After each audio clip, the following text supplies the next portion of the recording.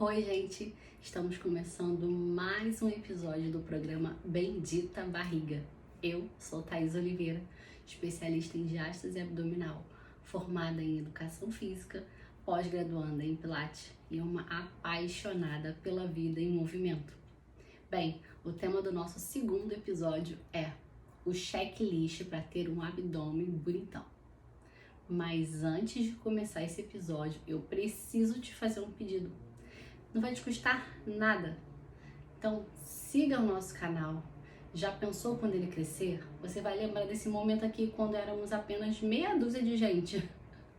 Na verdade, não é meia dúzia bem assim. Acho que já temos aí uns 10 seguidores. Olha só quanta gente tem aqui. Imagina lá na frente quando crescer. Como que vai ser?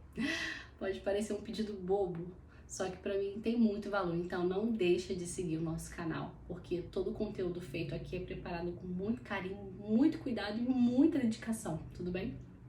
Bem, hoje eu quero compartilhar com vocês um tema que é a cobiça nacional. O famoso, grande e misterioso segredo para se conseguir um abdômen bonito. Afinal, quem nunca desejou aquele tanquinho dos sonhos que atire a primeira pedra? Ainda falam tanquinho? Bom, na minha época sim, né? Acho que hoje em dia chamam de shape, é isso? O nosso abdômen, ele tá envolto a gordura e água. Sendo assim, para obter um shape bonito, é preciso trabalhar a retenção de líquidos e a queima de calorias, basicamente.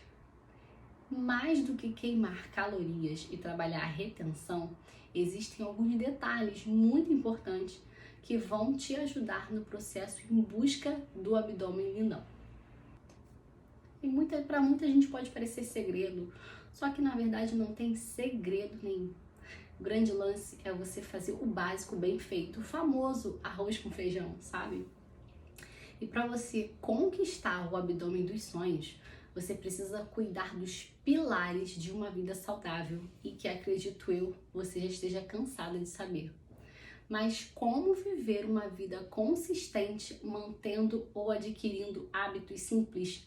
Ao mesmo tempo é simples, ao mesmo tempo é complexo. Como que a gente coloca em prática esses hábitos? Bem, então a gente vai começar. Pega o seu caderno, pega a caneta e anota aí, viu? Bem, o primeiro ponto é comer saudável. Sabe aquela história que nós somos o que comemos? Pois é, faz sentido quando o assunto é o abdômen.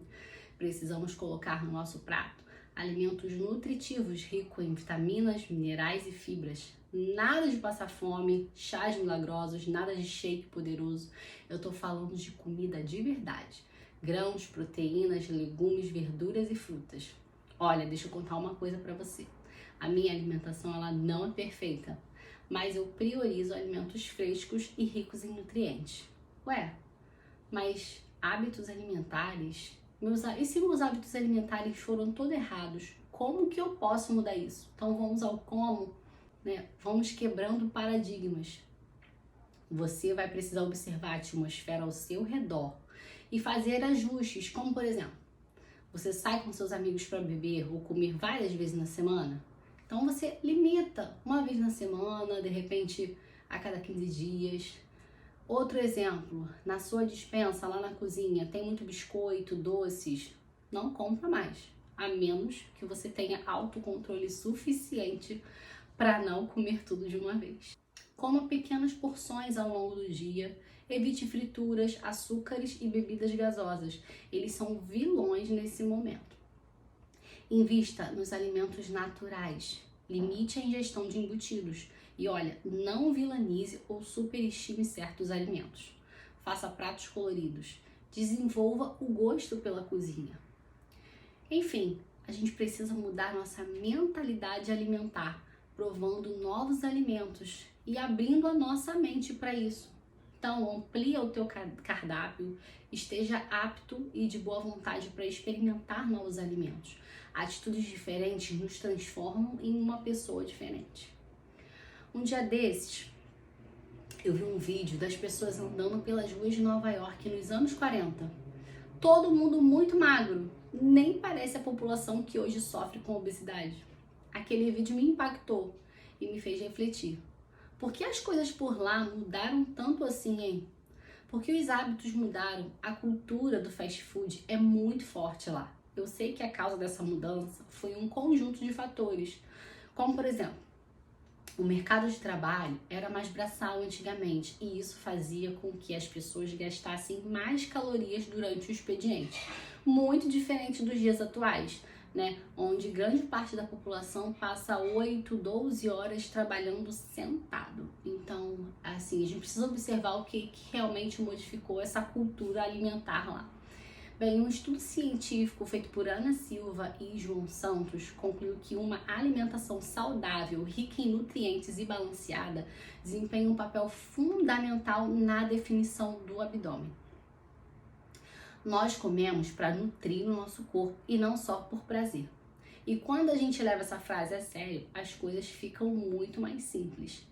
É uma questão de mudar a nossa mente mesmo, para que depois a nossa atitude seja transformada, né? Tudo começa aqui, ó, na nossa cabeça. E outra coisa importante, outro pilar importante que a gente precisa se atentar é beber água. Às vezes a gente acaba esquecendo desse detalhe, mas a hidratação ela é fundamental para manter o nosso organismo em ordem, inclusive o abdômen.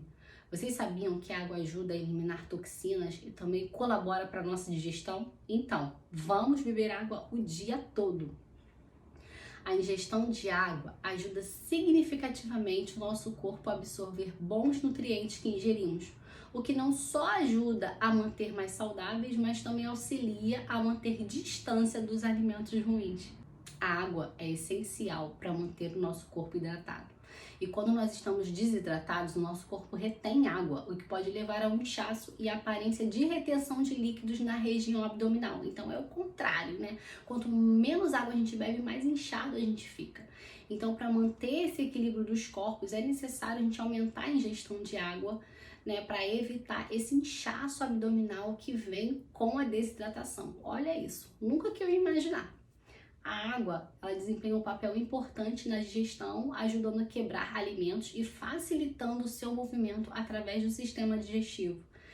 Beber água suficiente pode ajudar a prevenir a constipação, que pode causar desconforto abdominal e inchaço. E olha, às vezes confundimos a sede com a fome, viu? O que pode levar a gente a comer mais do que realmente precisamos. Beber água antes das refeições pode ajudar a aumentar a saciedade e pode ajudar a controlar também a quantidade de alimentos que a gente coloca no nosso pratinho, consequentemente auxiliando na manutenção de um peso saudável. A água, ela desempenha um papel fundamental na saúde da nossa pele também. A pele desidratada, ela pode parecer seca, sem brilho e enrugada, inclusive na região abdominal. Beber água suficiente ajuda a manter a pele hidratada, melhorando sua elasticidade e aparência em geral. Então não adianta se encher de pílulas, vitaminas e colágeno se você não está ingerindo água, que é o básico. Alguns estudos foram feitos e comprovaram que a ingestão de água, além de acelerar o metabolismo, acaba aumentando a energia e a performance do corpo como um todo, em até 30%, tanto em homens quanto em mulheres. E como adquirir esse hábito tão benéfico? Vamos para a prática então? Bem, no verão é até mais fácil a gente aumentar a ingestão, né? Mas ter uma garrafinha sempre por perto e criar metas com ela funciona bastante. Por exemplo, você pode começar a estabelecer a meta de beber uma garrafa ao dia. E aí depois você vai aumentando para 2, 3 e ir fracionando ao longo do dia quando for aumentando. Por exemplo, até meio-dia eu já tenho que ter bebido uma garrafa. Até as 15 horas, outra, entende? Ah, mas não adianta fazer tudo isso se a gente não dormir bem, não é mesmo? Sabe aquele ditado, descansar é preciso? Pois é verdade. Quando dormimos, o nosso corpo se recupera e se prepara para enfrentar mais um dia. Então vamos aprender a cuidar da qualidade do nosso sono, gente. Bom, muita coisa dificulta a qualidade do nosso sono, como por exemplo jornadas de trabalho, engarrafamento, academia, casas, filhos, marido. Sabemos o quanto uma rotina pode ser complicada e a principal vítima dessa correria, contudo, é o nosso sono. A verdade é que a gente acaba indo dormir tarde e acordando muito cedo, até levamos as preocupações do nosso dia a dia pro travesseiro, não é mesmo? Você provavelmente já ouviu falar sobre a regrinha de dormir 8 horas por dia, certo? A verdade é que algumas pessoas podem necessitar de mais tempo e outras menos, mas a média fica pelas 8 horas de sono mesmo. Além disso, existem os indivíduos que dormem horas suficientes, mas têm péssima noite de sono. Nesse caso, o que está em jogo é a qualidade e não a quantidade de horas dormidas. Excesso de preocupação e rotinas agitadas são algumas das causas desse problema. Um estudo realizado pelo Instituto do Sono, publicado na edição de setembro da revista Sleep, mostrou a quantidade de horas de sono influencia diretamente na imunidade do nosso organismo. E de acordo com a pesquisa, comparadas a quem dorme no mínimo 8 horas por noite, as pessoas que dormem menos de 5 horas estão 5 vezes mais propensas a desenvolver problemas como resfriados e gripes. E quem dorme de 6 a 7 horas tem de 3 a 4 vezes mais chances de desenvolver tais problemas. O estudo mostra ainda que a privação do sono diminui a produção de células de defesa, afetando a imunidade e prejudicando respostas a um desafio imunológico. Além disso, outros estudos já mostraram que dormir é importante para a metabolização de radicais livres e para a recomposição das funções cardiorrespiratórias. Quem é que vai ter um bom desempenho se exercitando com a imunidade baixa, não é mesmo? E falando em desempenho, quem dorme bem melhora a qualidade e os resultados dos exercícios físicos. E para que a recuperação muscular e a formação de músculos ocorram de forma satisfatória, é necessário descanso adequado. Logo, quem malha e não dorme bem, além de não obter resultado desejado e ter a sua capacidade física prejudicada, uma vez que não consegue recuperar suas energias. Certa vez eu li um livro que chamava Milagre da Manhã. Esse livro foi o começo de tudo. Eu acho que é por causa dele que eu tô aqui. E esse livro, ele falava de hábitos, de adquirir hábitos, novos hábitos, hábitos saudáveis, de meditar, de fazer orações, de se exercitar. E tudo isso às 5 da manhã. Você tinha que ter feito bastante coisa, era meio que um desafio. Você tinha que fazer bastante coisa até as 8 da manhã e começando às 5 da manhã. Eu achei incrível, eu achei um barato. No início eu coloquei em prática. Eu saía para correr 5h15 da manhã. E o Benício, meu filho mais velho, era bem pequenininho, às vezes ele acordava antes, meu marido estava em casa se arrumando para sair pro trabalho, ele, acordou, vem embora, correndo. E eu tava fazendo faculdade, então eu já dormia muito pouco, porque eu dormia muito tarde, acordava muito cedo. E aí eu parei para pensar que não era o momento para eu manter o Milagre da Manhã. Alguns devem conhecer porque é um livro muito famoso, inclusive eu indico que você leia esse livro porque é incrível a proposta dele. E eu vi que realmente naquele momento não dava para eu colocar em prática porque não fazia sentido eu dormir menos ainda e tendo que acordar cedo e dormindo muito tarde. Para você executar o Milagre da Manhã, você precisa ir dormir cedo, você precisa ter uma quantidade de horas satisfatórias para que o teu corpo se recupere e você consiga de fato ter um dia mais produtivo, um dia cheio de bem-estar, porque não adianta nada a gente tentar cumprir metas muito cedo, sendo que a gente sabe que vai dormir muito tarde. Então, assim, não compensa, mas a leitura eu indico. Se você tem a oportunidade de colocar tudo que o livro ensina em prática, coloque, porque vale a pena. Vamos falar agora dos efeitos da privação do sono para o nosso organismo. Olha, dormir mal traz inúmeras consequências. O mau humor e o estresse são os efeitos mais imediatos, podendo ser percebidos logo após a primeira noite de sono perdida. Isso ocorre porque a falta de descanso aumenta consideravelmente os níveis de cortisol, que é o hormônio do estresse. Além disso, a produção de substâncias ligadas a sensações de relaxamento, calma e bem-estar são inibidas pela privação de sono. Entretanto, os malefícios da privação de sono vão muito além. E eu separei os principais problemas que podem ser ocasionados por uma noite ruim. O primeiro deles é a imunidade baixa. Quando não permitimos que o nosso corpo descanse adequadamente, o sistema imunológico é um dos primeiros a sofrer. Como consequência, pessoas que dormem mal têm mais tendência a contrair gripes, resfriados e problemas respiratórios, que foi o que a gente falou lá no início.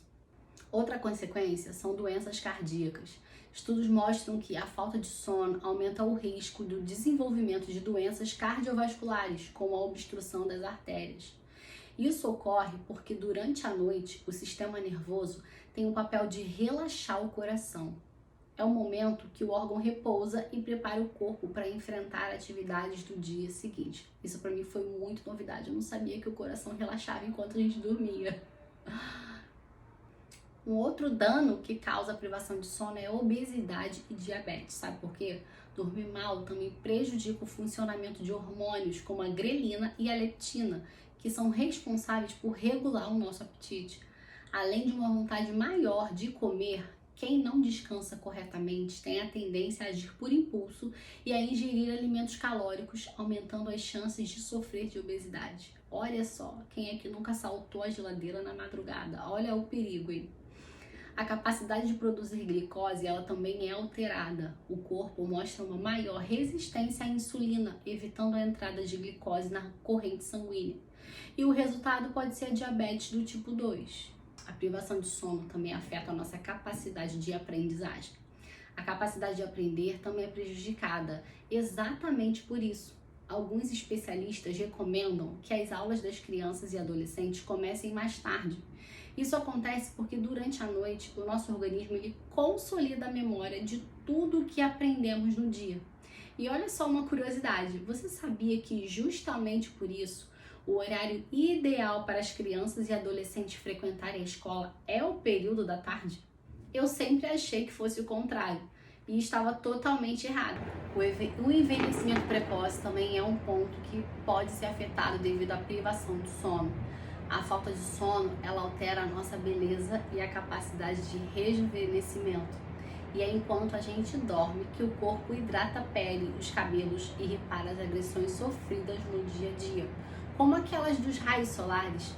Quem não descansa corretamente, portanto, tem a produção de hormônios que atuam contra o envelhecimento precoce alterada. Sabe aquele termo, sono da beleza? Vem daí. Além do que foi citado, existem outros problemas que podem surgir com a privação de sono. Alguns deles são a inibição de libido, maior risco de câncer, derrame e hipertensão, emoções descontroladas, ansiedade e menor rendimento físico. Hoje em dia, tá super na moda se autodiagnosticar, não é mesmo? Muitas vezes as pessoas acham que estão sofrendo por ansiedade ou coisas do tipo, quando na verdade, muito provavelmente, o que pode estar acontecendo é a falta da qualidade de sono. Bem, vocês ouviram sobre sintomas, sobre o que pode acontecer, agora anota aí como que a gente consegue melhorar a qualidade do nosso sono. Olha, praticando a higiene do sono, você já ouviu falar?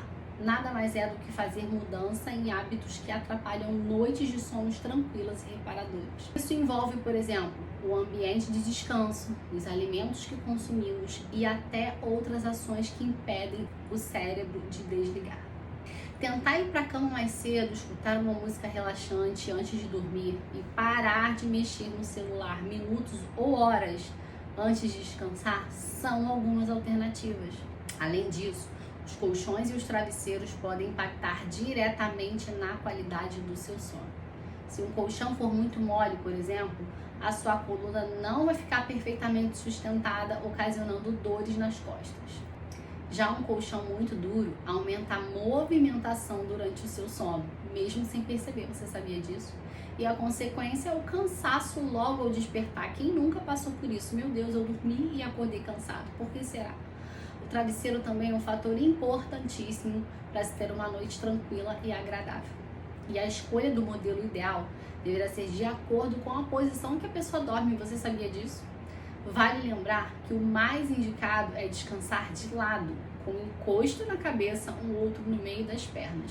Nesse caso, a pessoa ela deve optar por um modelo que se encaixe perfeitamente no vão entre a cabeça e os ombros. Isso eu aprendi quando eu estava grávida e eu não parei mais com esse hábito de ter um travesseirinho aqui entre as pernas porque eu gosto de dormir de lado. Mas para auxiliar na escolha dos produtos certos, eu separei algumas orientações, então não deixa de anotar, porque aqui o conteúdo é denso, mas prático, então anota aí. Escolha um colchão que afunde um pouco com o peso do seu corpo, principalmente na região dos quadris e dos ombros. Após alguns meses de uso, você pode virar o colchão do lado contrário ao que você dorme. Fazendo isso, você vai evitar que ele fique deformado. E se você dorme de lado, prefira travesseiro de tamanho mediano, permitindo que a sua coluna fique alinhada a um ângulo de 90 graus. E se você dorme de barriga para cima, escolha um modelo baixo, que preenche perfeitamente a curvatura aqui da sua coluna cervical. Um outro ponto que a gente não pode deixar de falar aqui é a prática de exercícios físicos, né? Não precisa se matar de fazer abdominais, aqueles mais tradicionais, tá? E para quem busca esse objetivo do abdômen perfeito, muitas vezes a gordura na região da barriga parece ser a mais difícil de eliminar, não é mesmo? E aí, o mercado de produtos fitness já nos tenta vender diversas soluções milagrosas para definir o shape, como equipamentos de eletroestimulação muscular localizada, cintas modeladoras e até gel e creme redutor que desestimular a queima de gordura localizada. Me conta aqui nos comentários se você já caiu em um desses contos. Um exemplo bem prático, quando perdemos peso, o formato do nosso rosto é um parâmetro bem visível para essa mudança, mesmo sem que você tenha feito exercícios focados para a queima de gordura do rosto. Não existe isso, né?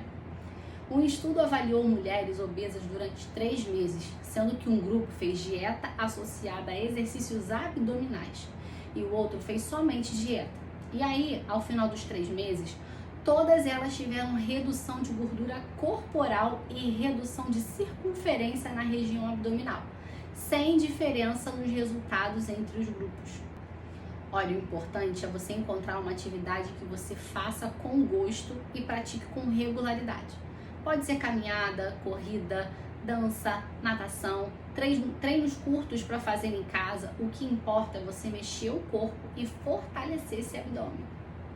Olha, e por fim, não menos importante, a gente precisa falar sobre o comprometimento. Sim, o seu comprometimento.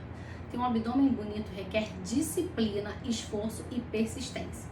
Não adianta seguir esse checklist por um dia e aí passar 3, 4 dias e você ignorar tudo aquilo que eu disse aqui. Toda mudança ela gera desconforto, demanda tempo. A verdade é que a maioria das pessoas não estão dispostas a empregar energia naquilo que gera desconforto para elas.